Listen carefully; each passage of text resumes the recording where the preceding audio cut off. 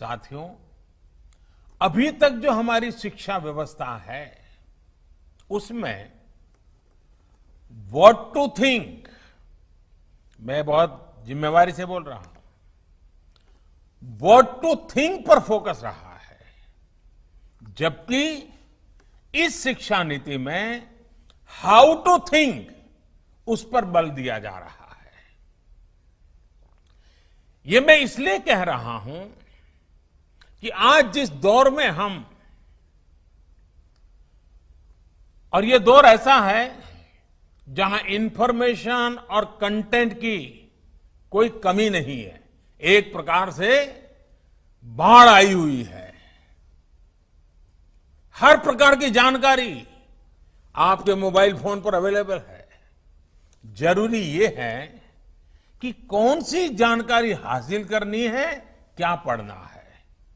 इस बात को ध्यान में रखकर ही राष्ट्रीय शिक्षा नीति में प्रयास किया गया है कि जो पढ़ाई के लिए लंबा चौड़ा सिलेबस होता है, ढेर सारी किताबें होती हैं, उसकी अनिवार्यता को कम किया जाए।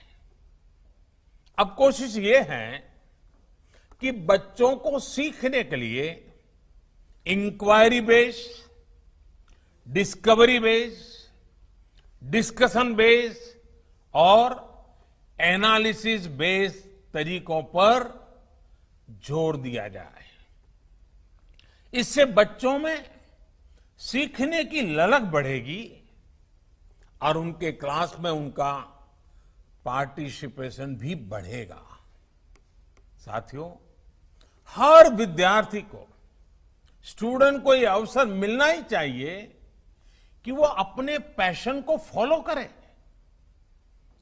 वो अपनी सुविधा और जरूरत के हिसाब से किसी डिग्री या कोई कोर्स को फॉलो कर सके और अगर उसका मन करे तो वो छोड़ भी सके। अक्सर ऐसा होता है कि कोई कोर्स करने के बाद स्टूडेंट जब जॉब के लिए जाता है तो उसे पता चलता है कि जो उसने पढ़ा है वो जॉब की रिक्वायरमेंट को पूरा नहीं करता। कई स्टूडेंट को अलग अलग वजहों के से बीच में ही कोर्स छोड़कर जॉब करनी पड़ती है। ऐसे सभी स्टूडेंट्स की जरूरतों का ख्याल रखते हुए मल्टीपल एंट्री एग्जिट का ऑप्शन दिया गया है।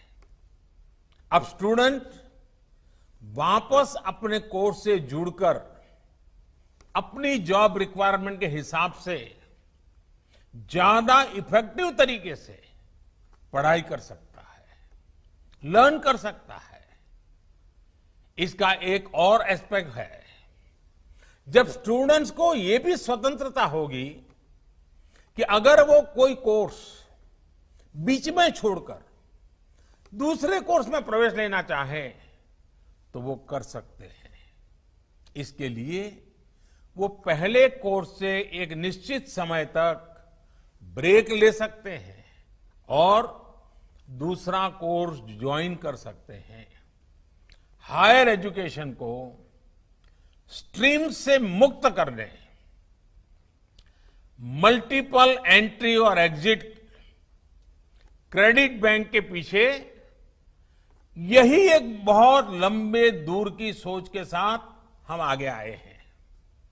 हम उस एरा की तरफ बढ़ रहे हैं जहां कोई व्यक्ति जीवन भर किसी एक प्रोफेशन में ही नहीं टिका रहेगा। बदलाव निश्चित है, मान के चलिए, और इसके लिए उसे निरंतर खुद को रीस्किल और अपस्किल करते रहना ही होगा।